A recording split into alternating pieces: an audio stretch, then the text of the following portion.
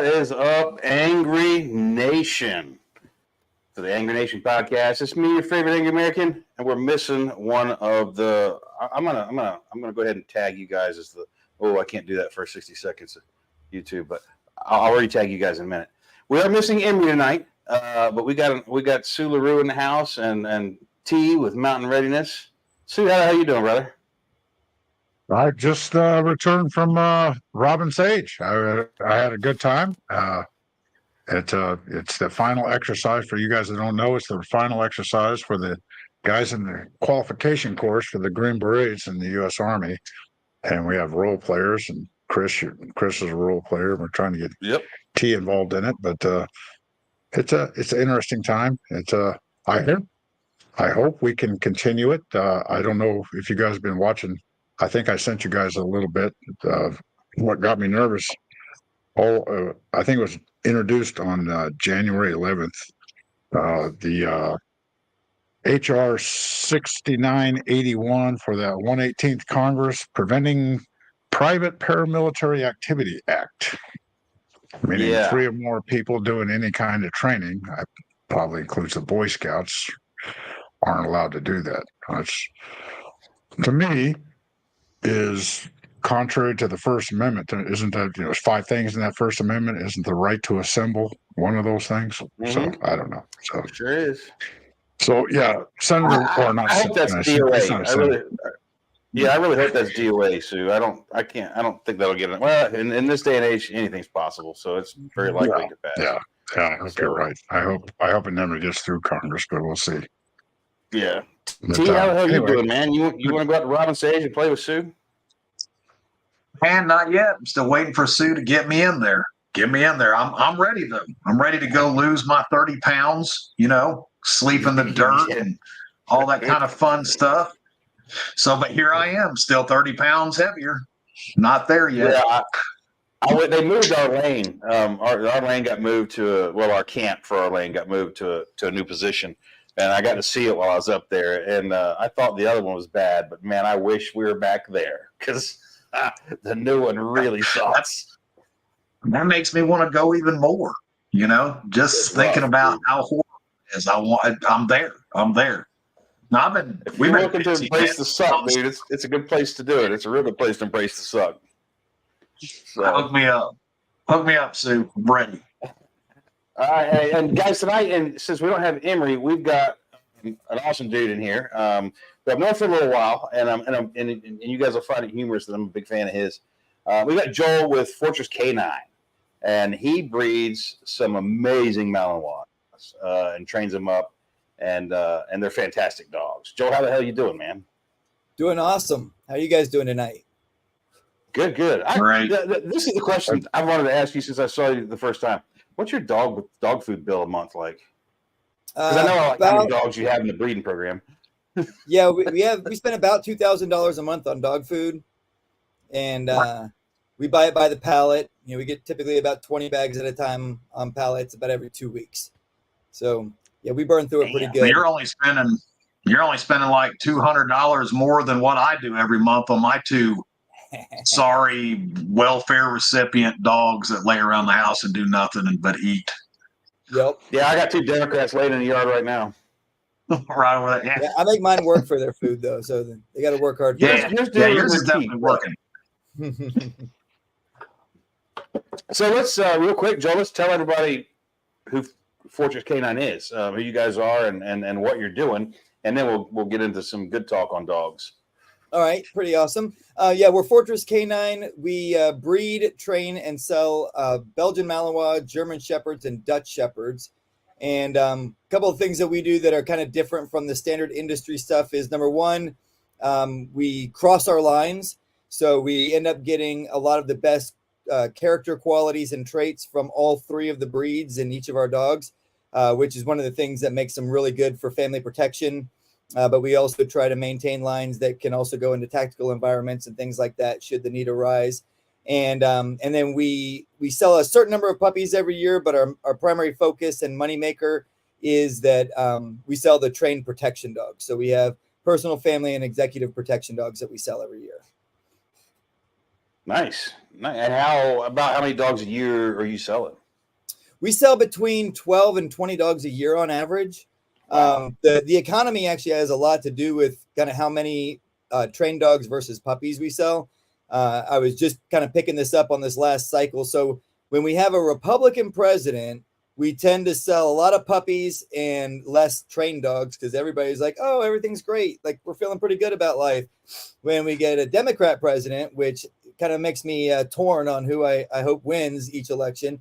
My puppy sales go way down, but my trained dog sales go way up because the people that, when the economy gets bad and things like that, the people that have the money to afford our dogs in the first place tend to start getting kind of concerned about security. And so they want trained protection dogs.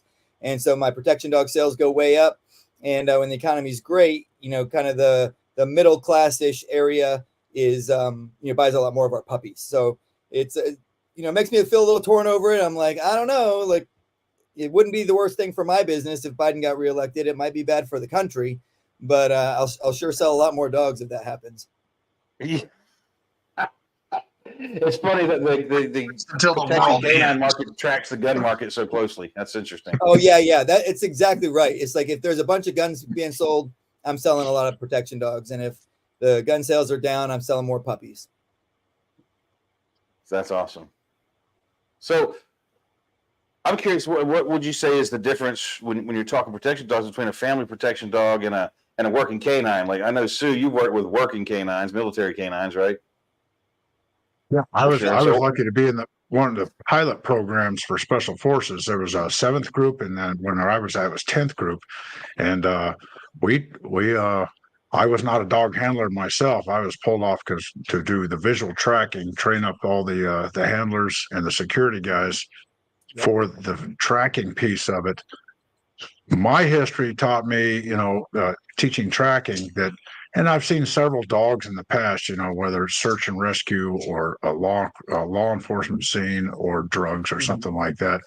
That I always was with the impression that, okay, a dog has to be trained in a certain area, and the breed is kind of dependent on, do they make a good sniff dog, aerial search, or ground search dog? We had hounds and we had Labradors and everything, and then protection. Of course, we had German Shepherds and things like that. But when I got into this pilot program, I was introduced to the Belgian Malinois, and that's just incredible dog. That dog could do all 4, depending on the handler, of course. Right. Yep. But the Malinois just wants to work, and he loves doing that work, and there's nothing he really can't do. So if you wanted an explosive sniffing dog and a tracking dog and a protection dog, or work off a leash dog, the Belgian Malinois was by far the best breed. So it just blew my mind how well they were. Exactly. My personal dog right now is a Mali, and he tracks off lead, so we can do hostile and non-hostile tracks with him. He's also an explosive detection dog, and then he'll be with me at Mountain Readiness as one of our demo dogs for the bite work and the protection and all that kind of stuff. So they definitely can do whatever it is you need them to do. The big difference between on the tracking end between any of the breeds we work and say the hound dogs is we can run tracks up to about 72 hours old. If the person has been missing longer than 72 hours, that's when we bring in like the hounds or the Airedales or something like that can run those up to 7-day-old tracks typically. And Wow. And so that's the big difference on the tracking side. And then when it comes to what most people think of as working dogs, like the police dogs or the military dogs, versus what we do, is the biggest difference is we put a lot of what we call stability into our dogs. So that means you don't put your mouth on anything that I didn't specifically tell you to put your mouth on. And my growing up into the dog world time, I worked with a lot of tier 1 operators, JTF2 in Canada. We worked with the CAG and the Dev Group guys, as well as a lot of your tier 2 special forces guys. And we would hear stories of them working with dogs and teammates getting bit by dogs on missions and things like that, which I'm sure doesn't happen as often as, it kind of sounds like, because whenever something happens, it gets blown out of proportion, right? But one of the big focuses we put into our dogs is, they're safe around children, they're safe around other pets and cats and all that kind of stuff. And then we really, really focus on discipline. So I often tell people, when we cross German Shepherd into Mally, it tends to calm the Mally down a little bit. And it gives them a little bit more of that thought process that German Shepherds have. Malinois, especially your sport bred or your straight line bred Malinois, you can kind of point them in a direction and say, go. And if there's a concrete wall there, they will try and smash that concrete wall, right? Not literally, but that's kind of their temperament and personality is they're just like, I'll smash through it and crash. Whereas the German Shepherd kind of goes, there's a wall there. But look, there's an end on that end. I'm going to run down and around the wall, and then I'll go get the guy or do whatever it is I'm supposed to do on the other side. And so when you start crossing them, you start getting a lot of the benefits of both. And then if you're familiar with breeding any kind of animal, when you cross two lines of whether it's chickens or cows or dogs, your first generation, you get something called hybrid vigor.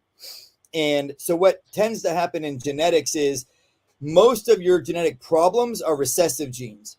So whether it's, a tendency to get cancer or whether it's a body structure problem or whether it's a mental problem in the dogs, they're mostly recessive. So in order to have that manifest in the dog, you have to have both parents have that recessive gene, and then you'll get some pups that can have that problem. When you do a crossbreeding, you get the whatever the dominant genes of either breed are, you get those all bred in, and they refer to that as hybrid vigor. So you tend to get this really strong boost of capabilities and mental capability, the ability to solve problems so they can see a thing and just kind of figure out what to do there.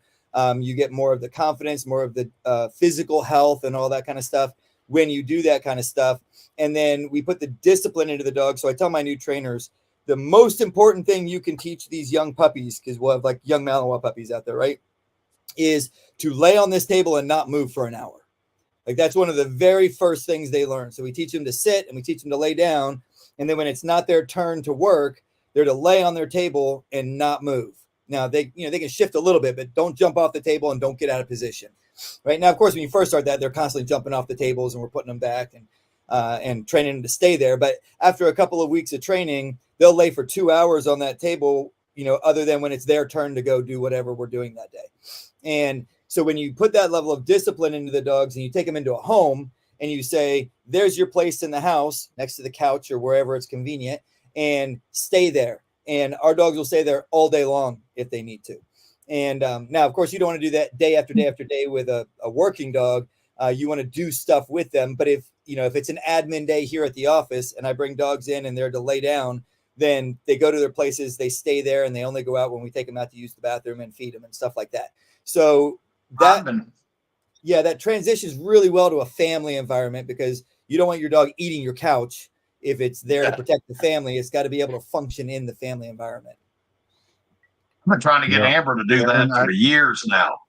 The whole stay in one spot thing, and it still hasn't happened. Maybe I can lean on Joel. Maybe Joel can help me out with that. You got to crate train them when they're young, T. You got to crate train them when they're young. Is that what it is? I missed the boat. The boat, y'all. It's difficult when they're. If you use a plastic crate or the wire mesh crates, the wire crates that they make, any full-size dog can break out of those if they decide they want to. Oh, yeah. And so if you don't want them doing that and those are the crates you're using, you definitely got to train them as a pup. Now you can get like a gunner crate or a impact dog crate, those big steel dog crates, and crate train them in those if you really are committed to it and it's something that's important to you. But the thing I always say is dog training is so simple that most people don't believe it. And because they don't believe it, they won't do the simple things to train the dogs to do what they need to do. So all you have to do is show a dog what you want it to do. You have to communicate to it, this is what I want you to do. And then you praise it when it does it and you correct it when it doesn't. And that's it. If you can do those two things, praise them when they do what they're supposed to do and correct them when they don't do what they're supposed to do, they will do more of what you want and less of what you don't want. And then you just have to be disciplined and consistent as the handler or owner of the dog. But like I tell people that and they're like, no way, it's not that easy. And I can take a dog for a couple of days and have it doing things. And they're like, well, how did you do that? And I'm like, I'm just consistent and disciplined in what I expect the dog to do. and they do it. And it's not easy, but it's definitely worth doing. Yeah, Josh, That's awesome. and they've really modern. I'm impressed that you're mixing the breeds because, and this is almost 20 years ago. This is 2006, and we did 9 months of training. We took the dogs over there, did a tour, and I mean, we had the IAD sales rolled up with 4 months. I mean, Yep. they couldn't put an IAD out without us. Number one, going out and investigating it because we had visual trackers too, figuring out how they were putting them in there, doing our countermeasures, and we never lost a guy. We had one dog that got a piece of shrapnel to an IED that nobody was expecting, but none of my team was wounded or hurt or anything thanks to those dogs. The one weakness we did have is after about 45 minutes, especially doing tracking that really brings up their heart rate.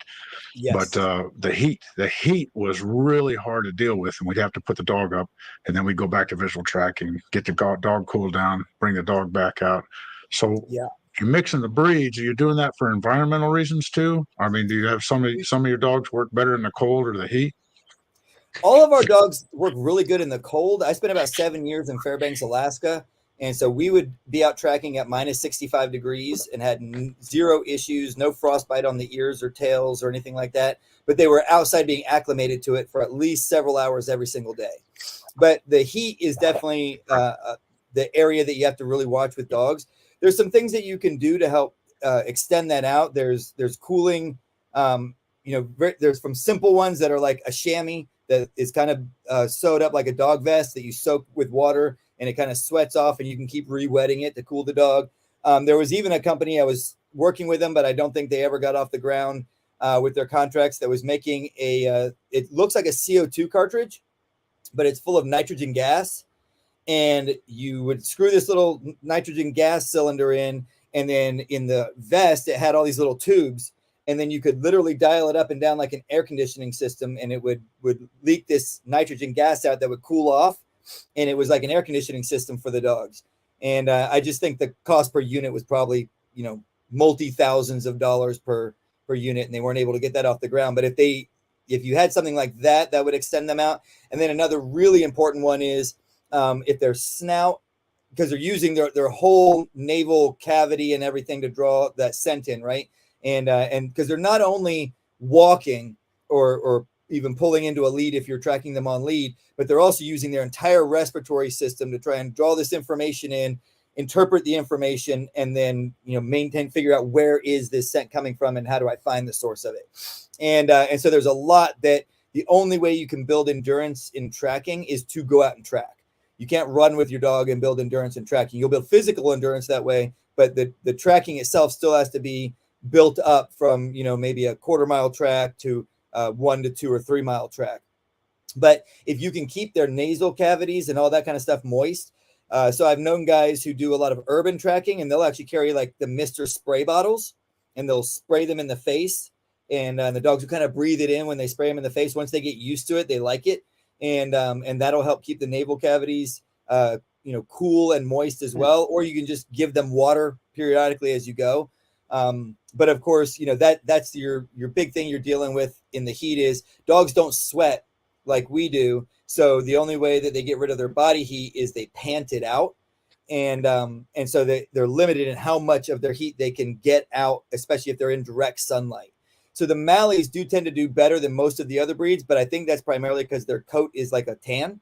So it doesn't get hot. Like a Dutch Shepherd has a much darker coat, and they tend to have a really tight coat. And the dark, tight-coated dogs, you can literally put your hand on their coat, and it feels hot. Like it'll almost burn your hand. Well, they're essentially inside that oven. And so they'll heat up really quickly. The longer hair dogs, weirdly, can handle the heat better because it's almost like there's that buffer between the sun hitting it on the outside and then their actual skin. And then the lighter colored dogs like the Malinois, which also blend into the desert-ish type environment better as well, but they tend to not get as hot as fast. But you do definitely still have to watch it. So if people like, if there's folks out there that are thinking they want protection dogs or they want, like an actual, well, we'll say protection dog, but probably what I was just thinking, like if people start looking down this road, and I know it's expensive, it's a big commitment and everything, but what's the first thing you would tell them, or the first thing they need to be thinking about? Like how should they approach this as compared to how people usually approach it? Yeah. So a lot of people, when they get a dog in general, right, they look and they get a dog that they like the look of, and they're like, oh, I really like the Cane Corso. That's a cool looking dog. I want one of those. And then they get this dog, and then they're like, can you train it to do all these other things? And I'm like, okay, first of all, every breed was created to serve a purpose, right? So there are hunting dogs, there are pointing dogs, there are retrieving dogs, and then there are dogs that, even though the Malinois, the German Shepherd, and the Dutch Shepherd all originated from shepherd's dogs, which are different than herding dogs, by the way. Sometimes they're referred to as herding dogs, but your border collies, your blue heelers, your red heelers, those are herding dogs. They're trained to go out and then round up a herd of animals, whether it's sheep or cows or whatever, and then move them in the way that the handler is directing them. A shepherd's dog was always bred from the very beginning to move with the shepherd and assist the shepherd. So like we'll move cows with our dogs sometimes, but we don't send them out to move the cows. We move with the dogs, and they watch us when they're young, and they see, oh, like if you do different arm movements and things, like when I want my cows to move to my left, I'll take my right arm and I'll kind of like be moving it as I'm shifting to the right so that they'll move to the left, right? And the dogs will watch those movements, and real quickly they'll pick up, oh, I know what you're doing here. And then they'll swing around. When you swing your right arm out, they'll swing around to the right and push the cows to the left, or you use your left arm and they'll swing around to the left and push them to the right. And so they'll work alongside shepherds really well that way. But you need to look at what was the breed, like what do I want my dog to do? And then what breeds do that thing that I want to do? And for protection specifics, it's what dogs have been bred for, say, the last 100 years to do that specific job. And the primary examples of that are the German Shepherd, the Dutch Shepherd, and the Belgian Malinois. Now, German Shepherds have been in the kennel clubs for a long time. So like the AKC and the CKC, the American Kennel Club and the Canadian Kennel Club. And I'm not a fan of the kennel clubs. And essentially, I say any dog that's registered by the AKC has probably been destroyed. And the evidence of that is type in whatever breed you're interested in and 1920 in a Google search or whatever you use on the internet, and then just click on images and look at images of those dogs in the 1920s, and then type in that same breed with 2022 best of show AKC and look at what they consider best of show in that same breed, and just compare those two breeds together and go, well, have they made the breed better or worse just based off those images, right? And so the German Shepherd has been heavily influenced in the kennel clubs. And so you'll see the slope backs. And basically what that means is their hips are destroyed. If their backs are sloping down, those dogs' back legs don't work properly.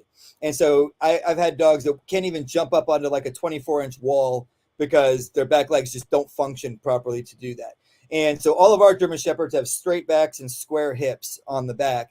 And so that's one important thing is, so you want to make sure that the breed you're interested in actually does the thing you want it to do. And then you want to make sure that you're getting a good, healthy line in that breed. And then when it comes to the protection side of things, my recommendation is whenever you come to self-protection, right, people have different opinions on different firearms that they use and how to use them. They have different opinions on different hand-to-hand fighting techniques. Some people like Systema, and other people like Krav Maga, and other people like the MMA type style of fighting. And so everybody's got their kind of preferences.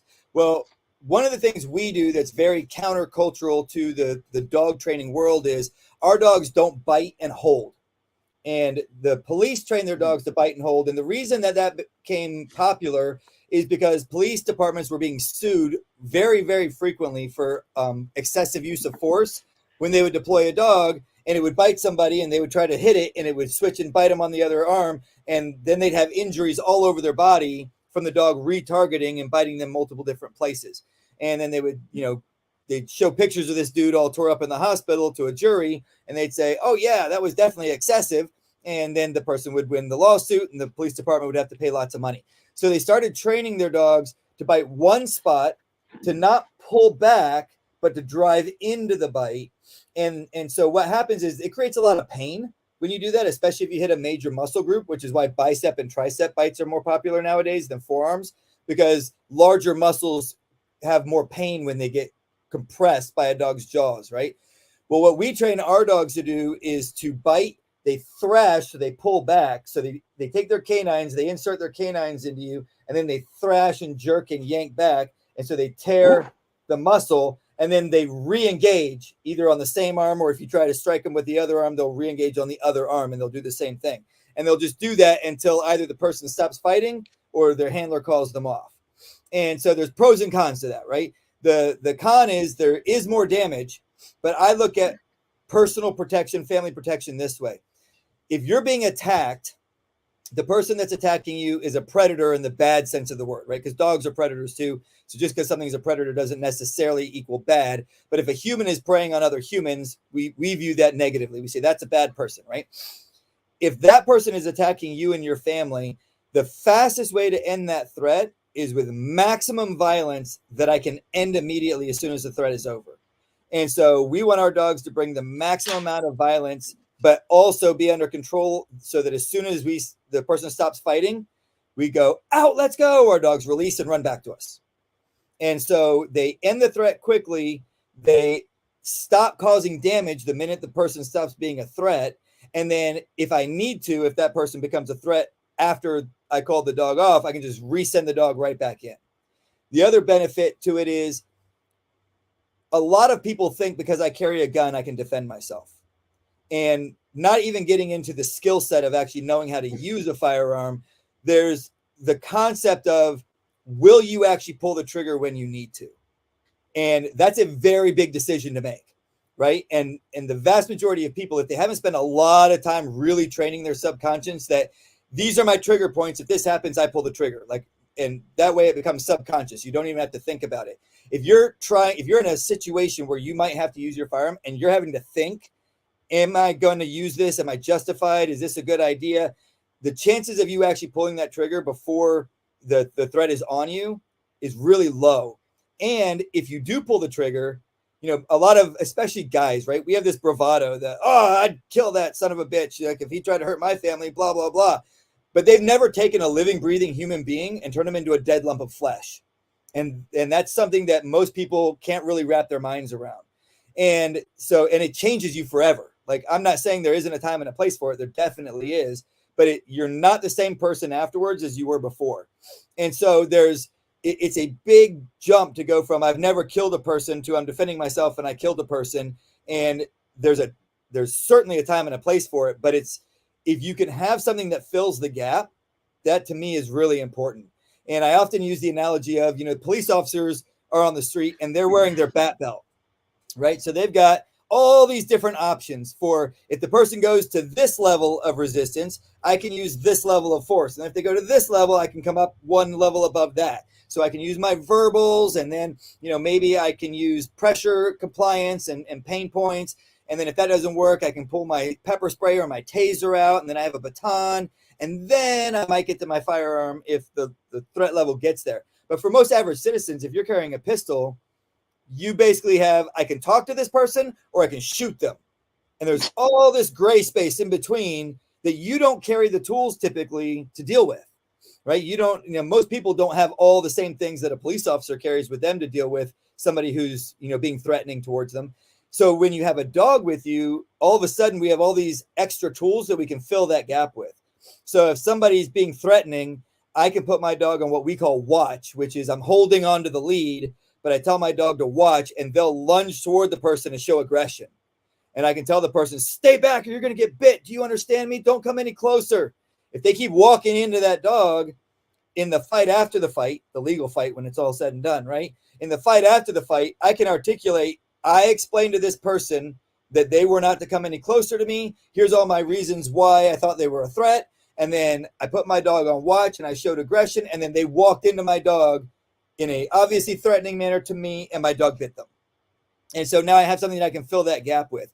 I can also, if the person draws a weapon from a distance, I can just release the lead and the dog can run towards them and engage. And then if the person still wants to fight once the dog is engaging, I can draw a weapon, and then I can either decide, do I have a 3-year-old child with me? Because again, us guys are like, I'm going into the fight with my dog, man. I'm taking that guy down and blah, blah, blah. Well, if I'm by myself, yeah, I'm probably going to do that. If it's me and my wife, probably still going to do that. If it's me and my 3-year-old child, maybe that's not the best idea. Maybe I need to get me and the little kid out of there, get them in a car, and then call my dog off from a distance and get to someplace safe. And then I can call the cops and I can deal with the situation now that everybody's in a safe environment. So having the capability of adding all those other variables into your defensive plan is really where the dogs bring the value to people. And then on top of that, their reflexes are about 100 times faster than ours. So if somebody surprise attacks you in a parking lot, or from an alley in a city, or if you're a female running on a trail at night or early in the morning and somebody tries to attack you, your dog's reflexes are way faster than yours. When we do what we call a surprise attack on handler drills, the dogs are engaging most of the time before the person even realized I was running up on them to attack them. That's incredible. Yeah, it's a lot of I fun. want to take a quick second. We got some questions that are stacking up for you. And normally we wait and save these for like later, but I want to get to them earlier so we can answer some of these, because some of these are really cool questions, and having an expert like this in house is good. And I want to make sure everybody can get their questions answered. Cool. So we're going to run a quick little promo, and then we're going to be back in just a minute, y'all. Wake up, America. Don't be woke. Haven't had enough yet? Stick around for the after show. Bolder, grittier, angrier. On the Rocks with Angry American and the Gang is coming up next. Hey folks, this is T, and this is Mountain Readiness.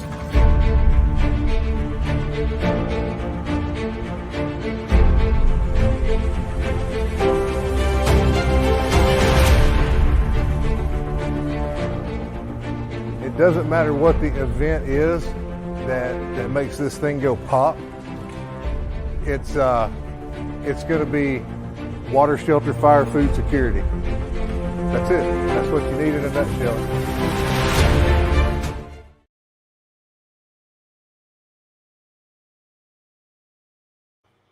I know we still have the Fallout thing on there, but we're going to get a new one going here pretty quick for that. But guys, remember, Mountain Readiness is coming the first weekend in May up in Harmony, North Carolina. Weekend. First Right. weekend, going to be awesome. Yep. And you're going to be there, Joel, right? You're going to have some dogs out I there too? am. Yep, I'm very excited about it.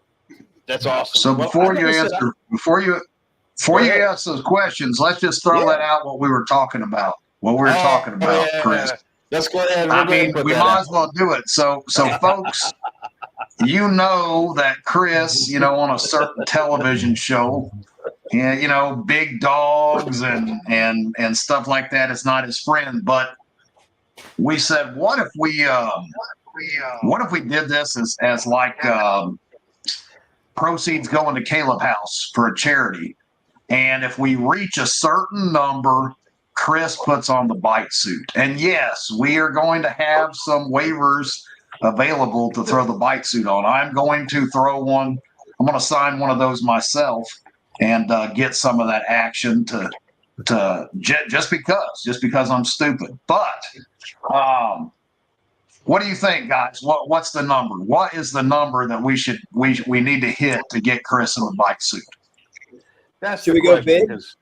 $5,000. I was going to say, I think something like $5,000, and it's not going to be just one. Joel will release 2 dogs on me at the same time. We will have 3 dogs with us, and we'll pick 2 of them and do a multi-dog deployment. Yeah, not I was 3. going to say $12. But At $12. $12. You know I was what? going to say I'm just going $12 to go and and pay that 20. right now. Call it done. Get those waivers. Get those waivers ready. I got that covered. We'll probably have So, about yeah, 20. We typically bring I about will warn 20 you, Chris. waivers. I will warn you. I would come back from leave or come back from emergency leave in Baghdad, and I dressed up like in my Haji Falaj and everything. And the Malwa we had, it was Rex. Rex was a good dog, very, very, very trustworthy dog, and they wanted to do some off leash work with him. So I went upstairs in the little shoot house we had, and I said. And Rex had already given some people some stitches, so I'm just like, okay, make sure he's muzzled up. Well, Rex came up there, and I had a little bamboo baton, and I was dressed up, and I started hitting Rex, and like, ha ha ha, you got that, you got that muzzle on. You can't bite me. You can't bite me. And Rex backed up, and he realized he had the muzzle on. And he got in between my legs and raised his head so fast Oh, that yeah. my balls hit my chin. I was rolling Yep. down the stairs. Yeah, when we Yeah. do muzzle work Cheers, with our Chris. dogs, Don't The listen to dogs this are stuff. smart. oh yes, they are. So when they realize they can use those muzzles as a weapon, they will definitely use them as a weapon. So an That's agitation awesome. muzzle actually has a piece of steel that comes down the top of their snout and then down the front and then underneath a little bit. And as soon as they realize they can rear their head back and hit you with it, they will start punching you with the muzzle. And but the muzzles let you do things that you can't do in a normal bite suit, right? So in a normal bite suit, especially with our dogs, if you fall on the ground, they will go for your face and neck. And so one of the rules in the bite suit is you stay on your feet. And now if people go to ground, we just immediately call the dogs off. Out, let's go. And we call them back so that the person doesn't get bit, right? But when we put the dogs in muzzles, then you can take all the equipment off, so you're not wearing a bite suit anymore, and the dog is the one wearing the protection. But they'll come in, and so what we'll do is we'll fall on the ground, and then we can kick at them, and sometimes we'll try and grab their collars, and we'll show them your collars can be used against you. We'll grab their collars and fling them into a obstacle or something like that, and pretty soon they're like, okay, I'm not going to let you touch my collars anymore. But when you fall to the ground, especially when you're doing multiple dogs, they'll try and flank around behind you. And thankfully, I've never been knocked out by them, but we've had guys get knocked out from hits to the back of the head with a muzzle. And Man. they'll just go around behind and Now- just bam in the back of your head, pass out. With these multiple dogs, because I got Mr. Pete Robertucci here, he's game too. I figure if we can get Pete, Chris, and Franklin Horton, we can get all the book writers. Can we get like a multiple target engagement with these dogs? Can we just have all three of them out there and nail them all three at once, or what? Now, we can play around with something. Now we do, so not all of our dogs get this, but we do multiple attacker drills with our more advanced dogs. And it's typically 2 people, and it's typically focused on the handler specifically. So the idea is, if there's several guys that are trying to target a specific person, say in a parking lot or something like that, and one person engages while the others kind of hang back, and then the handler feels the need, they need to deploy their dog on this bad guy. And then from behind them or from some other direction, somebody runs up and attacks the handler while their dog is over defending them against another person. The dog needs to recall off that person and come back and engage the person that's attacking their handler. And then when that happens in the bite suits, we disengage, and the person that they were engaging the first time comes up and engages the handler. We kind of go back and forth. Well, my hands are too low. So if the handler's here, we'll come up and attack the handler, and then the dog engages this person, they back off, and then this person attacks the handler, and then we go back and forth on the handler so that the dog becomes aware of watch your handler, because if he needs your help, you disengage from whatever you're doing over here and come and help him. And so we could play around with that a little bit. It definitely can get chaotic, and those are some of the most dangerous drills you run, because if That's something exactly goes wrong in what those we're drills, it looking usually for, goes pretty Joel. wrong. I mean, you said the key words as far as I'm concerned. Chaotic, dangerous. I mean, that sounds like a plan. Hey, we've got insurance. All right, we're good. This shit Make sure all they cover that sounds kind fun. of event. Yeah, make sure they cover that. And let's not get carried away with, like, that's exactly what we want. I'm not looking for canine chaos here. I'm not. So We'll keep it just as saying safe as we can keep it with 2 dogs. Yeah, We'll just I've done that keep it before. with 2 dogs. Keep it simple. Yeah. Keep it simple. Yeah. That's a definite. I will I'll say- give a bear. If my German Shepherd female is not being bred at the time, we call her Maeve, and my male Malinois Punisher, so far those 2 dogs have taken down every person that they've deployed on, if it was that person's first multiple dog deployment. So Wow. I tell people, stay on your feet, and so far they've taken 3 of my trainers down when I do their very first double dog deployment. Because the way that you're getting pulled on and torqued and that kind of stuff when you have multiple dogs is it's very difficult to keep your feet underneath you, especially wearing bite pants, which are kind of bulky to begin with. Yeah. And But I've never had, even though the closest I've had was this was my trainer's head, and he went to the ground, and Punisher was like right here, and I went, "Out, leave it alone." And he like paused for a second. You could see his look on his face was kind of like, "But I really want to." And then he kind of moved his mouth off and was like, "All right, fine, I won't bite him." But that was the this egg, Dad. I want to crack this egg. on taking somebody to ground. That's Yep. too In funny. fact, that's the only pair that's ever taken me off my feet in bite work. So the only time I've ever been knocked off my feet in bite work was with that pair of dogs. And Punisher hit me first and knocked me just a little bit off balance. And then Maeve was like 10 paces behind him. And before I could get my legs back under me, she hit me when I was just a little off balance, and I hit the ground. And I thought to myself, damn it, I'm getting bit in the head today. And then I was like, well, I haven't been bit yet. I should probably get up. And I jumped up on my feet and turned around, and they were both coming right back in. And it seemed like I was on the ground for about 15 seconds, but I'm sure I hit the ground and bounced right back up. It's just everything slowed down in the situation. Yeah, it does tend to slow down in those moments. I do want to get some of these questions though, because some of these are, these are straight for you, and you can help folks out. And so, like the first one from Sean saying, "Is there a way to correct a dog long after an unwanted action, or does it need to be correction in the moment of the act?" It definitely needs to be soon enough after the event happened that the dog knows that they did the thing. So if you come home from work and your dog pooped in the house, they don't connect that they pooped in the house the vast majority of the time. There's a few exceptions to this, but the vast majority of the time, they don't realize they did something wrong. And if you walk in and start yelling at them, they don't know why. Right? Now, it doesn't have to be instantaneous, though, either. So, for instance, if a dog, and our young pups will do this sometimes, if they growl at their handler, and they're tethered to a table, so I can't really give them a good correction, I can unclip the lead from the table, and then give them a good correction for showing aggression when they were not supposed to. So it can be, within say 5 to 10 seconds of the event happening.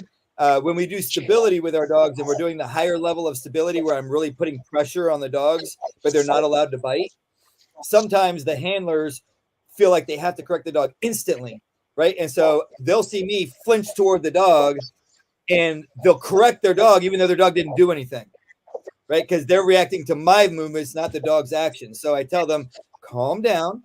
This is a safe place for your dog to fail. We expect your dog to fail a couple times here. That's why we have the lead, and we're going to correct when they fail. And you can go, in your mind, you can go, hey, you're not supposed to do that. Correction, right? And so the dog can lunge out and bite, and then you can register, my dog did something they're not supposed to. Then you can correct them, and they definitely understand that, right? So it's just if you're convinced in your mind that the dog understands what they did and why they're being corrected, then you can correct them. But if it's been several minutes, dogs are very much in the moment, right? And so there's two really important things when you correct the dog. Number one is you want to make sure the dog understands why they're being corrected. And then number two is once you've corrected your dog and they're now doing what you want them to do again, you have to let all that go. If you stay mad and frustrated with your dog, then they're not getting the positive reinforcement on the other side because they're like, well, I thought this is what you wanted me to do, but you're still mad at me. And so maybe this isn't what you want me to do. And so when it's an aggression issue, I will often tell people, especially if they're not very experienced in dealing with aggression, is correct the dog until you feel better. Because then you can actually let it go. Because if a dog tries to bite you, especially if it's a full size, say a 65-pound dog or more, and it tries to bite you, you get pretty ramped up and you get the adrenaline going and everything else. And then, the dog says, okay, sorry. I learned my lesson. I'm not going to do it again. And then you're like, blah, blah, blah, still at the dog. And what has to happen is there's the correction, there's the chastising, phooey that, knock it off. Don't you ever put your teeth on me. And then you put them on the ground and you go, believe it. Attaboy. That's all you had to do, buddy. Just relax. And you have to let it all go. And you cannot hold on to that frustration. And that goes for any correction that you give the dog. That's just kind of on the extreme side is if there's aggression, especially toward the handler. And so if you start to get frustrated, just calmly put the dog away. Give them 15, 20 minutes so you can calm down and get yourself under control, and then come back and start working with the dog again. But don't try and teach your dog things when you're already frustrated. Good. That's a good advice. I mean, I don't know jack shit about And, training dogs, just- so that's why just- these just so questions that- Well, I was the same Yeah, way. yeah. I came to this dog team, this dog program. I didn't know anything about dogs, but the first mistake I met, and the dogs were from a very great, prestigious kennel. You've probably heard of them, the Von Lick kennels out of Mhm. Indiana. They were great dogs, but as soon as the handlers went up to Indiana, picked up their dogs, worked for a few weeks with them, then brought them back, and we were at Fort Carson. They were being rewarded with tennis balls. And I was like, well, whose idea was that? Well, this is what we did. This is what I said, stop the tennis balls. Stop the tennis balls right now. No, this is the way we were trained. So I went to a pawn shop and bought some of the old training grenades. And I said, here's why we're not doing tennis balls. Whose dog wants to be an example? And I threw the tennis ball through, I threw the grenade through the door, and the dog brought Dog bit the it. grenade back. I said, that's why we don't do tennis balls. Yep. So Yeah, so it looks too much. that's another thing. The grenade looks too much like a tennis ball. Yeah. Absolutely. Yeah. Look, there's a couple reasons we don't use toys or treats. And even with our puppies, we never use toys and treats in our training. All of our training is based around building a bond with the dog and then giving them verbal praise. And when they're young, we'll pet them a bit too, but we kind of back off of the petting as we go. I say, if you have time and opportunity to pet the dog, that's fine. There's nothing wrong with petting them, but you don't want them to always be like, okay, I did it, and bumping your hand and like, give me my pets now. And but is number one, especially when you think of it from a military perspective, is are you going to carry that with you in combat and worry about trying to give that dog that reward when you're under stress and you've got threats every which way and you're trying to deal with the environment and you're worried about giving your dog this treat reward or this toy reward? And so our thing is when I give my dogs a command, say I tell them to sit, and we say seats, and they sit, and I say good seats. That's it. That's their reward. And they know I'm doing what my handler wanted. And then, assuming time and opportunity, I'll give them a little pet on the head and tell them good seats, attaboy. And then we'll go do whatever the next thing is. Right. And they know when they're told that they're doing a good job, it's good. And whatever the command is, then they know, yeah, I'm doing what my person wants me to do. And really, that's all these breeds want, is they want to know what you want them to do. And then they want to know that you're happy with them when they're doing it. And if you can do that, then your dogs will do almost anything for you. Wow. But here's one going strict right to protection training. So Matt and Kelly are asking, my understanding is puppy training up to a year old, then start training for protection. Your recommendation? Our Dutch Shepherd is now 8 months, would like to start protection training. Yeah. So depending on the dog, sometimes they'll come in faster if you do wait till they're a little bit older. We typically start our puppies in bite training when they're about 12 weeks old. And but it's very, very low stress, right? So I look at teaching a dog to bite because, number one, we're not doing the bite and hold technique either, right? We're teaching our dogs to reverse and essentially counter the threat. So if the threat does something, we want the dogs to recognize something's being done and then counter it in some way. Now, we usually let our dogs kind of figure that out on their own. So if whatever they decide to do is effective, then we reward them by, letting them kind of win the fight. And if what they're doing has a weakness to it, then we show them that weakness, maybe with a training knife. Maybe we'll jab them in the ribs with a training knife, right? And show them, like you better do something about this right here because this thing can hurt you. And so we'll poke them in the ribs so that they feel a little bit of pain, but they go, oh, okay. And then when they bite that hand, I drop the training knife and they don't get poked again by it, right? With our puppies, I look at it like training an 8-year-old to start boxing or to start doing any kind of martial art, right? I don't walk up to my 8-year-old or somebody else's 8-year-old and I go, all right, kid, you ready to learn? Here we go. And whack him in the face and knock him on the ground and be like, get up, weakling. That's very counterproductive in teaching a young child to start to the martial arts environment. So what you do is you say, here's a pad, punch it.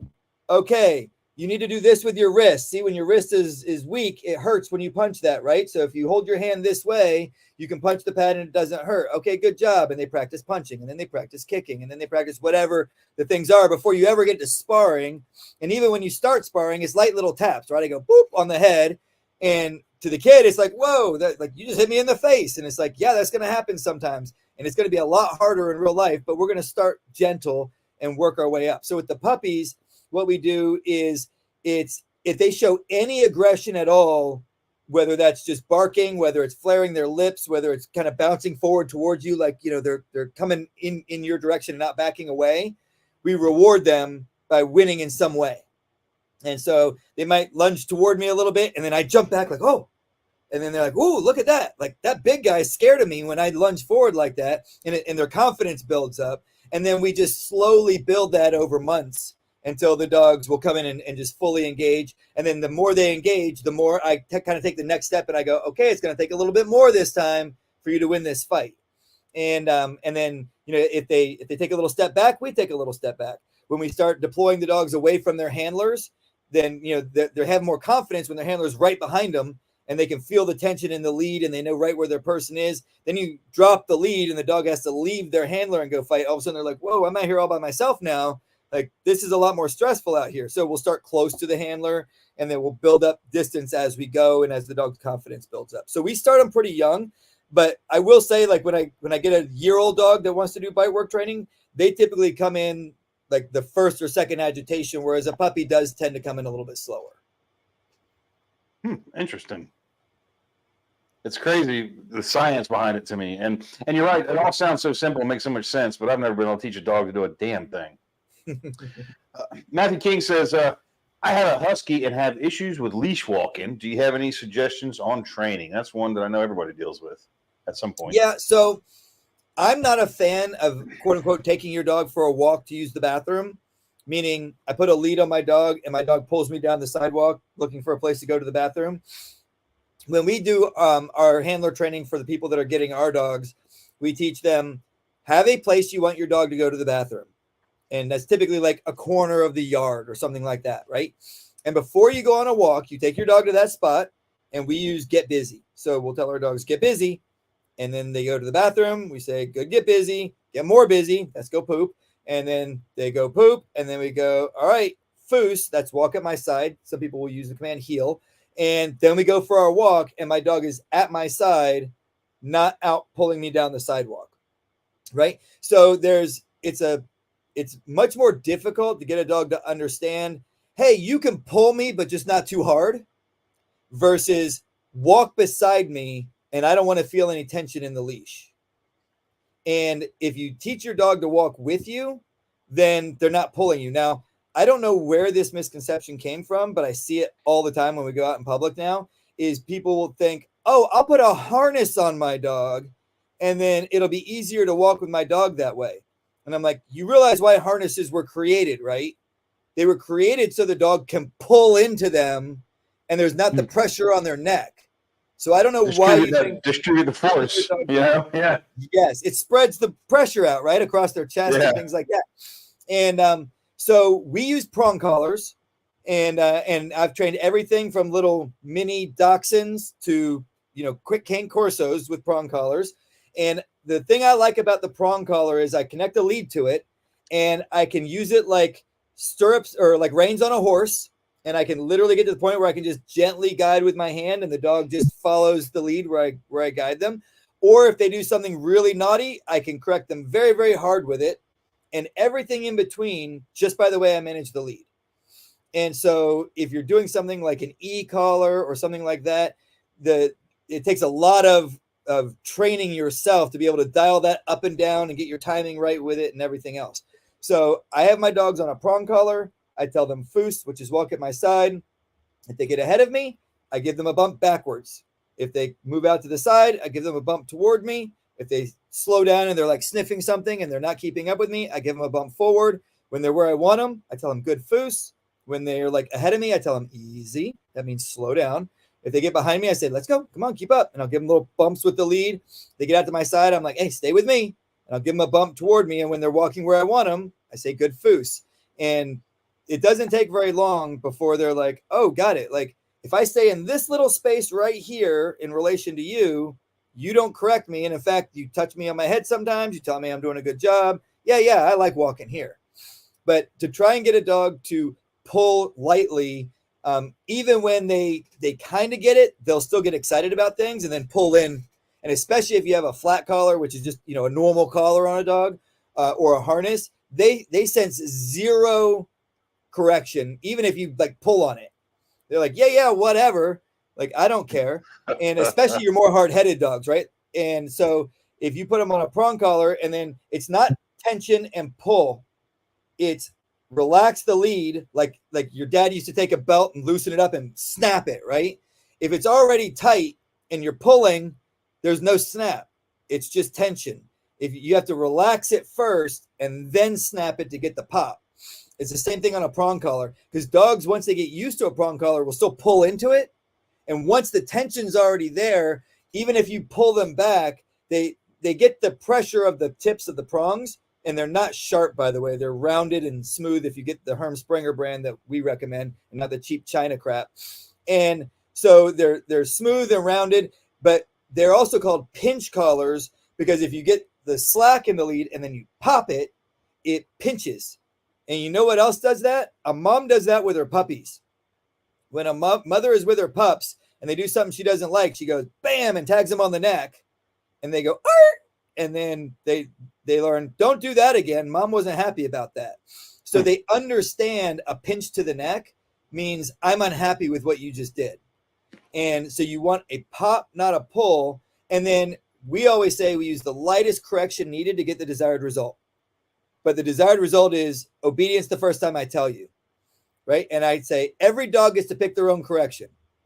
If I go, bump, real light, and you do what I say, that's your correction. And I'll correct you that way as long as you'll respond to it. If I go bump and you're like, whatever, dude, I'm still going to do this thing. Then I'm like, well, then you're getting to pick a harder correction, because that's the only thing that dog will respond to. But each dog gets to pick their correction, and it's about what does the dog respond to, and then not letting them pull on the lead. And if you've already been getting pulled by your dog a lot, you're going to have to be very aware of it, because you won't even realize it, because that's natural for you. And so you have to pay attention. If there's tension in your lead, that means something's wrong. And you need to correct the dog when they do that. That's interesting. That's something I never could get my dogs to do, is not pull against the leash. Yeah. I'm gonna run the same thing by Amber again. Be like, look, you pick your correction. That's You right. I pick do it to your my wife correction, all the girl. time. Yeah. She's fussing at me on it. You heard that. Well, I mean, you don't make her cover her head no more, and you went to open hand. You're not using closed hand no more, so Yeah. you're making That's right. progress. No leaps and bounds.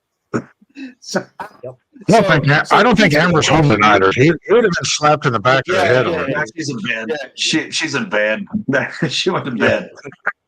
Amber is obviously not paying attention to this. And Amber, I was only kidding about that Yeah, open not hand thing, 'cause I know I'm going to see you in May. So,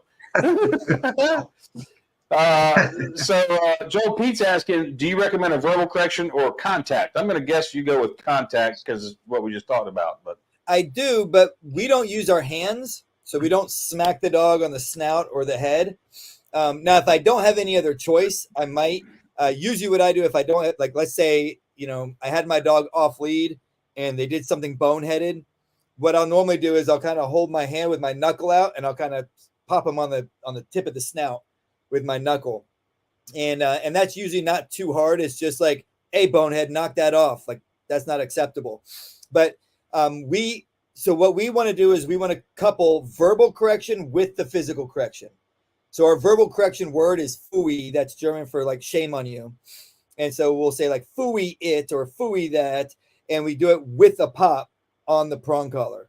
So the reason we don't smack our dogs, if at all possible, unless you just didn't have a lead, which if your dog still needs a moderate amount of correction in their obedience level, then you should always have a lead on your dog. That's our opinion. And if you don't, then you'll just get whatever level of consistency you apply to the corrections. You'll get that level of discipline, right? If you do it 50% of the time, your dog will be 50% obedient.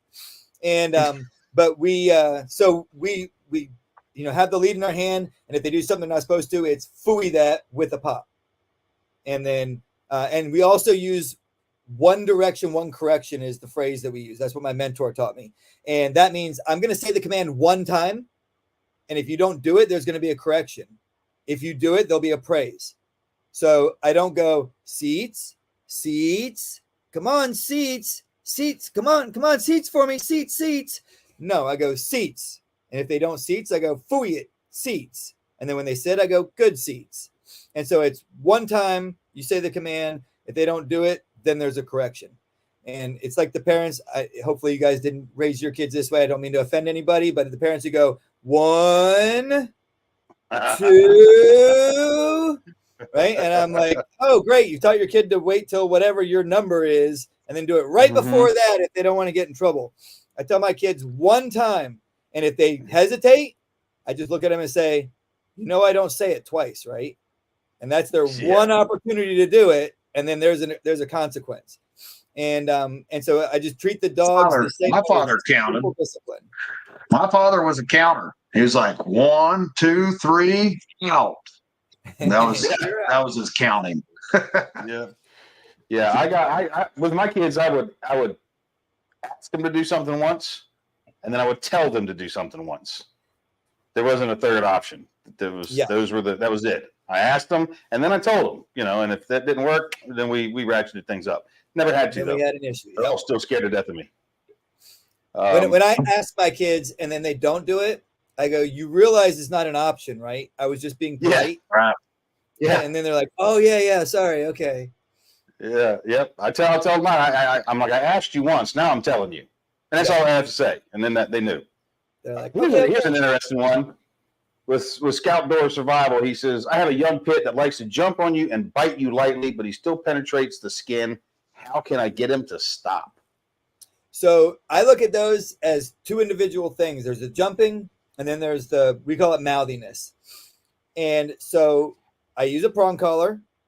And if the dog is jumping up on me, I use my knee, and I start off fairly light, but I knee them off of me hard enough that it pushes them back and onto the ground.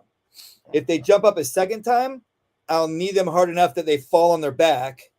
And by the third time, I'm like going almost for like, a clinch knee to the face, only I don't clinch the dog.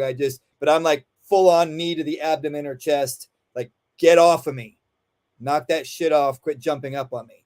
If I'm handling a dog and it wants to jump on somebody else, when it goes to jump up, I pop it and I tell it, phooey that off. Now, when my dogs will do this the most is like either on a tie out or in a kennel run, because they're all excited, right? I'm coming in and they're all excited and they're jumping up and they're like, woo, you're here. Yay, we're going to do something. And so before I go into that space, I tell them off. And then if they jump on me at that point, then I either knee them, or if they have a lead on, I'll pop the lead and tell them, phooey it off. So I use the prong and or just the consequence of, if you jump on me, I'm going to push you off of me. And then once they stay off and they keep all 4 feet on the ground, I give them lots of petting. So I'm like, oh, good off, that up, boy. Yeah. If they start getting excited and jumping up, I stop, go phooey it off. And then they put their paws on the ground again. Good off. And so you don't want to praise so much that you amp them up and they can't contain themselves, but you give them as much praise as you can where they can still control themselves. And then with the mouthiness thing, there's a couple ways you can do it. One of the ways you want to introduce the word out. So out for us, and you can use a different command if you want to, but out for us means don't put your mouth on that. Or if you already have something in your mouth, let it go, right? So if they're biting a person, we'll say out, and they let go of the person and come back to us. If they have a ball in their mouth and I want the ball, I put my hands on the ball and I say out, and they let go of it, right? But it also means don't play with me with your mouth. And so what we'll usually do, and we typically start this with pups, but you can do it with other dogs too, is find a toy that they like. And if they like to tug on a toy, I play with the toy and I say, oh, you want it? You want it? Get it. And they bite a hold of it and I go, good, get it. And I'll tug with them for a couple seconds. And then I stop moving, because this is important. Don't keep moving, because that amps them up to keep tugging and playing, right? So I stop moving, and then I have the lead in my hand, and I say, out. And if they don't let go, I go, phooey it out. It might take 2 or 3 corrections, and then as soon as they let it go, I go, good out. Attaboy, good out. And I'm petting them while I'm saying it. and then I'll wait a minute or so, maybe 30 seconds, and then I'll start playing with them again, get them to bite it, tug, tug, tug, stop moving, out. About 3 or 4 rotations of that, as soon as you say out, they go, I really like it when you pet me. They let go of it, and you praise them. Once they understand what out means, then if they put their mouth on me, I stop moving. So don't pull, don't tug, don't move around. Just freeze and go fooey it out. And then as soon as they let go, good, out. Attaboy. And then one other thing to keep in mind is dogs at a certain age do have a legitimate need to chew things. So either they're teething or but it's their natural thing. They want to chew on stuff and they have this natural desire to do it. So make sure they have something that they're allowed to chew on, that's safe for them to chew on, so that the things that they're not supposed to chew on, you can correct them when they chew on those things. Cool. Yeah, you can run a master class in dog training, and I know you got videos and stuff too, don't you? We do. We have Canine Academy. That's at canineacademy.us. And we walk you through kind of the basic training that we do on all of our dogs, from introducing a puppy to the commands to off-lead obedience. That's cool. And just for the record, I'm going to put this up because Pete said it, T. He'll suit up. Oh yeah, no, it's a done deal. Tooch is getting him some too. He's I'll bring he's multiple definitely getting him jackets some. and pants, as well as some sleeves, just in case we have. Yeah. So my bite suits are mostly fitted to me. So if you're too much bigger than me, I'll have one jacket that's one size up, and then I'll bring some sleeves. So just in case we can't do a full suit, we'll hold the dogs on lead and let people take bites on the sleeves that you can put on. That way we'll have the ability to accommodate different body sizes. That's a very polite way of putting it for you fat fuckers Yeah, out thanks, there. Joe. And some Thanks a dudes are lot, just Joe. really big, and I'm like, I'm sorry, I'm not that big. I'm 5'9" and 180, so I'm kind of a small guy. That's why I like dogs. Yeah, right. So here's one more. And Will's asking, how are your dogs around other dogs that are not trained? That's an interesting one, because you start thinking of protection dogs and, how they can interact with others. So yeah, it depends. So there's a huge variety in the category of dogs that are not trained, right? So there's little yippy dogs, and we have a lot of clients who get our dogs that have little yippy dogs. And I tell them because they ask the question, well, how's the dog going to be with my little dogs, whatever the breed is, right? And I say, the only thing you have to require your little dog to do is to be polite. So if they're nipping your big dog's ears, they're biting their lips and pulling on them, or they're just constantly all up in their face, then your big dog is going to get tired of it and they're going to do something. Usually it's rawr, get off me. But you still don't even want that necessarily, because a big dog going rawr at a little dog, if it's really small, can still hurt it. And so your little dogs have to be polite enough that they're not going to make the dog defend itself, essentially, right? Because it's unfair to expect a dog, a 65, 70-pound Malinois, to lay there and let this little dog chew all over it. And so we say that's the first thing. Now, there's a bunch of different ways you can introduce little dogs to big dogs. But our dogs, we expose all of our dogs to our puppies. One of the benefits of breeding is we have puppies, multiple times a year. And we let all of our big dogs be exposed to a little pack of Malinois or Dutch Shepherds or whatever the litter is. And for about 15 to 20 seconds, we'll let the puppies out. And of course, when they get let out, they're like, woo, kill stuff. Yeah. And if there's a dog out, they're like, woo, go interact with that big dog. And so they'll be jumping on them, nipping them, and all this kind of stuff. And we tell the big dog, leave it alone. And then about 10, 15 seconds in, we put them up on a table or something where the little pups can't get them. And then on our dogs that are on tie-outs, they'll run into the tie-out dogs and they'll interact with all the dogs on the tie-out. Every one of our adult dogs is good with our puppies. If we have a dog that mistreats puppies, that dog doesn't stick around very long. It gets put down. It's totally unacceptable. Really? And the only dogs I've ever had that have had that problem are dogs that we didn't raise from puppies. So all of the dogs that we've bred and raised on ground here are good with our puppies. And so they're also good with the little dogs. Now, when it comes to an untrained, big dog, you have, kind of two primary categories. You have friendly, but rambunctious or untrained, and then you have aggressive. It's your job as the handler to control the space that you have around you. Really, it's every person's job to control their space around them. Right? Now, we can control our space around us by dictating to the people that are within our space what we want them to do. But depending on the environment, they may not have to listen to us. Right? So another way that I can control my space is I can take my space and I can move it somewhere else. And so if I am going to a place like Pet Stupid, most people call that place PetSmart, but I call it Pet Stupid. If I'm going there with my dog and there's a bunch of stupid people there with their dogs, and I look up and there's some tiny little woman being dragged by a 90-pound dog across the parking lot, I'm not going near that dog because that woman doesn't have any control over that dog. Now, I have found a very effective way of helping small or weak people control big dogs, and that's give them an adrenaline boost. And you can give them an adrenaline boost by doing something like, get your fucking dog under control. And all of a sudden they'll be like, whoa, and they're way stronger than they were a second ago. And so occasionally you have to go there, right? But I try really hard not to go there if I don't have to. So when I take my dog out in public and I know other dogs are going to be around, I generally get out of the car and I scan the parking lot before I even open the door for my dog.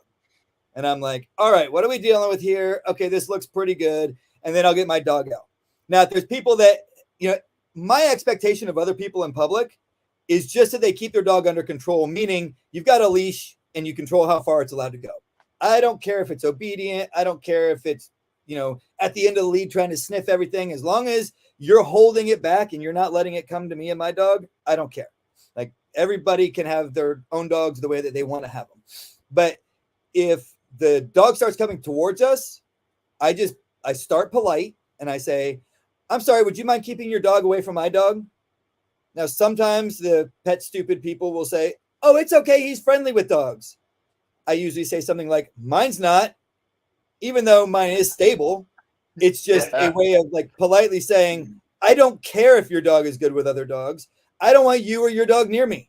Get away from me. Right? Yeah. And if they won't comply at that point, then I get a little bit more nasty, but I try and keep it polite, and 99% of the time polite works, right? If you're just like, I'm sorry, would you mind keeping your dog under control for me, or keeping your dog over there? And most people just go, oh, okay, and they keep their dog away from me. And then me and my dog, I go first, and we go wherever we're going to go, and we just keep our distance from those people. If I'm on a sidewalk or something like that and I see somebody getting dragged by their dog, I'll usually divert off the sidewalk a little bit, turn so I can face the people coming, tell my dog to sit, leave it alone, let them walk by, and then we'll carry on. And so I deal with it by controlling my space, and I do that by either, I start politely, and then if I need to, I get a little more nasty, especially if I don't have the ability to move as easily, or I just move away from them and I don't allow the interaction to occur in the first place. Cool, man. There's a lot to that. It makes me really want one though. And we talked, even Mel was like, she wants to come out and see the kennel and see what you guys are doing. Maybe we'll set that up soon. We'll come right out and take some pictures and stuff and get to talking about it.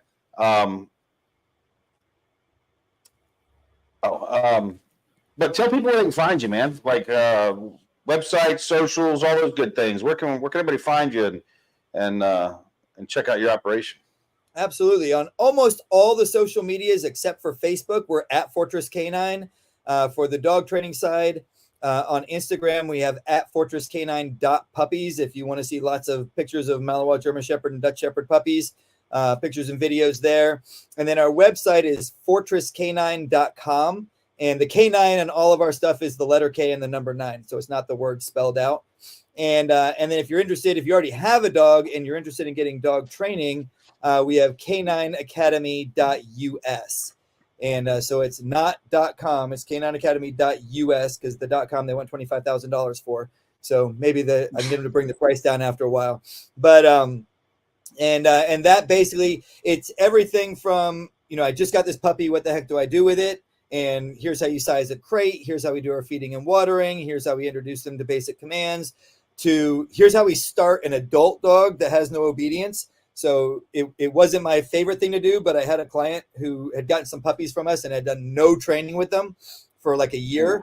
And they were like, we know we screwed up, but can we pay you to train these dogs at this level? And I was like, you know what? I really need some Canine Academy videos on this. So I'll do it because I can record it and put that up on Canine Academy. So we have a bunch of videos on there, I think 5 or 6, that show like, okay, so we got this adult male. And if it was a young male that was a Malinois, I'm going to deliberately create the frustration that causes an aggression issue, so I can correct it when they're really small, because it's easy to correct when they're small and then they don't ever do it again. But now I've got this dog that if it decides it wants to bite me, we're going to have a fight on our hands, and I'm probably going to be patching myself up a little bit. And I'd prefer not to do that if I can help it. So here's how we don't frustrate the dog, right? We can instruct them in what we want them to do without bringing them to the point of frustration that they want to be aggressive. And so we have some of that in there. And then we work all the way up to off lead obedience and how we kind of transition from using the lead to not needing the lead anymore. That's cool, man. I had a buddy, Sood came out of Sage this last one.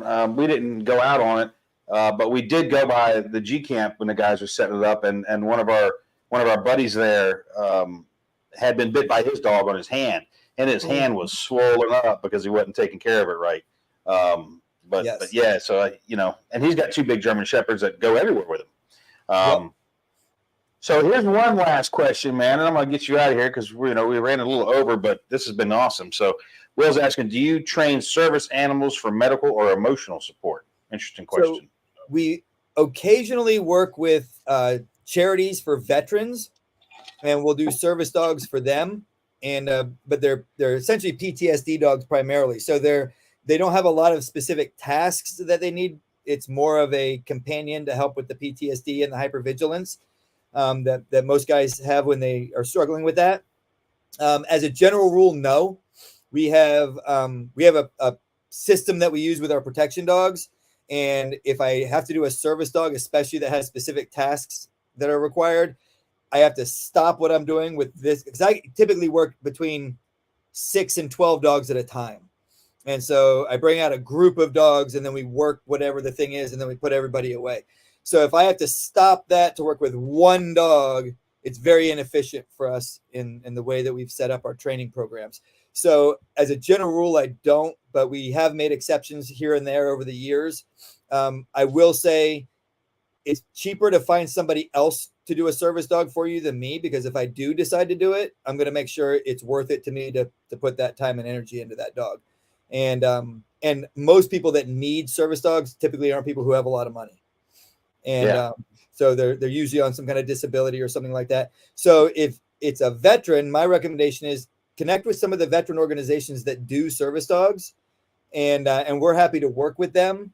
And we do about every couple of years, we do 2 to 3 dogs for different veteran organizations. My experience has been these organizations start up and they're like, yeah, we're going to do service dogs for veterans. And I'm like, all right, cool. We'll give you guys a discount, and we'll do, as long as you do say 3 dogs and blah, blah, blah. And they raise the funds for those 3 dogs, and then they can't raise any more funds and they kind of fall apart. And so it's good that we get to help the veterans, but it's really difficult running a nonprofit that is sustainable over the long term. And but if you can find one and they can get you connected and help you out, I will say if you're a veteran and you want one of our protection, or we also do have just fully obedience trained dogs. So typically what will happen is, every so often we'll have a dog that's just not coming into the protection work quite as fast as we would like. And if somebody wants a fully trained obedience dog, we just go, okay, we have this one or these 2 dogs that aren't moving as fast in the protection program as we like. We'll sell those to you as just a fully obedience trained dog. And it's a lot cheaper than a protection dog. And then you've got a good dog that if you want to do some extra stuff here and there for specific needs, you can. And then veterans, for any dog that they get from us, get a 10% discount on all of our dog sales. Nice.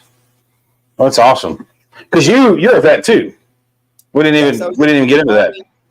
Yeah, I was in the Army for 12 years active duty, and then about another 3 years between the National Guard and Reserves, and really enjoyed it. If I'd been single, I probably would have stayed in. But as they say, the needs of the Army and the needs of me got too far separated after about 12 years, and I just went, well, it's been fun, boys, but I'm moving on to do other things. And it was right about then that the dogs were coming in as a real viable full-time option. And so I went ahead and got out and started doing this full time. So Egghead there is asking how much for an obedience dog for vets. So I'm sure that's a variable thing, but you know, you put it yeah, up. typically our fully obedience trained dogs are 15,000, and then it's a 10% off that for veterans. And all of our dogs, almost all of our dogs, occasionally somebody will come along and just pay all up front for their dog, but the vast majority of our clients, we do it's between a $3,000 and $10,000 deposit. So for a fully obedience trained dog, it's a $3,000 deposit. The standard protection dogs are $5,000, and the executive protection dogs are $10,000 deposit. And then we take however long is left in the dog's training, and we divide the rest of the payments up by the number of months we expect there to be. And then so you put your deposit down, pay monthly, and then when your dog's finished training, you come and do somewhere between 3 and 10 days, depending on the training level you got, where we spend 3 to 10 days training you to handle your dog based on the ways that we did the training, and then you take your dog home. That's cool, man. That's nice that you work with people like that too to get them into them. So Yeah, so I you've don't. been awful quiet. You got anything?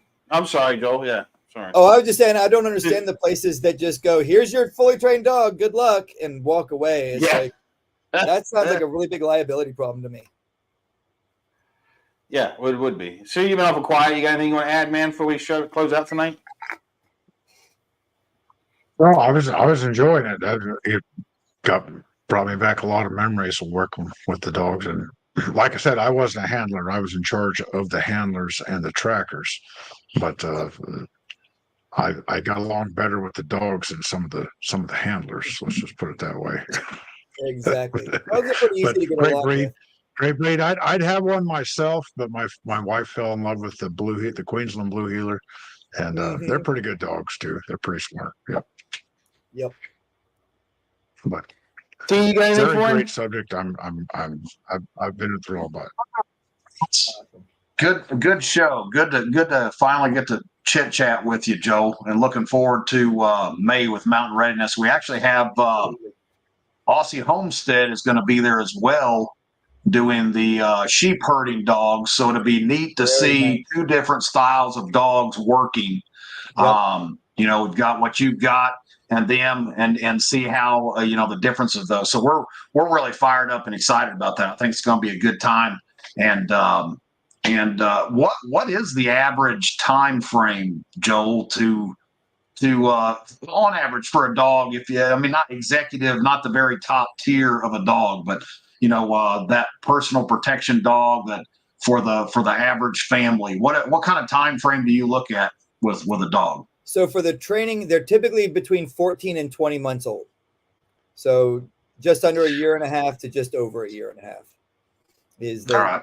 Yeah. And we've always got dogs at different levels. So some people, want their dog in the next couple months, and we've usually got dogs that can accommodate that. And some people need the time frame to pay the dog off. They need the longer time frame. So we can pick like a puppy, and they can put the puppy under contract, and then they have a longer time frame to pay the dog off.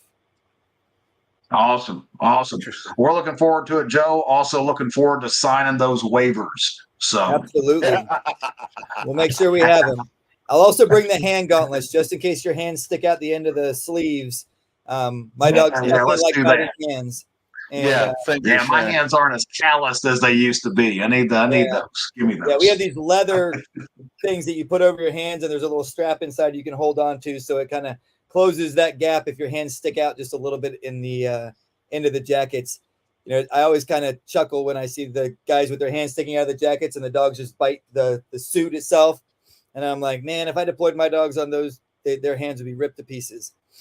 But Thanks for Chris is over there shaking his head. I see him over there. He's like, "Oh my god, what have I got I'm not myself afraid into?" of dogs.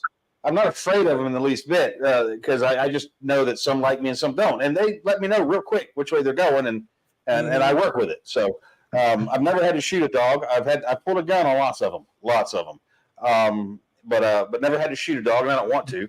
But I'm not afraid of them. So this is gonna be fun to me actually, and this has been awesome, Joel, having you on here. Like everybody in the comments has loved this. Awesome. Bringing some quality info like this to folks. We might do this again in the future. Absolutely. For sure. So, and me and Mel, we definitely want to come out and check out the Kennel Man and hang out for a little while and watch some of that. I think it'd be pretty cool to see. Yeah, we'd Maybe love we to can have shoot you a guys little out. video and make a little promo for you guys that we can run on here every now and then. That'd be fantastic. Yep. But that'd be we've great. got Mountain Readiness coming up in May, guys. So, get your tickets. And remember, T and I, we got to work. We'll get with Carl and work out this giveaway, T, and when we're going to do that for the tactical rifleman classes. Yep. So Yes. I will be seeing him in April. I'll actually be at March. In March, I'll be up at Carl's place, and I'll talk with him about that, and we'll get it sorted out. So, Sounds like a plan. Sue, are you going to get in the bike suit, man?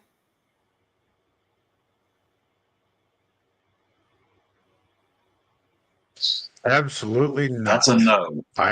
The last name's LaRue, so if it's a German Shepherd, I will surrender immediately.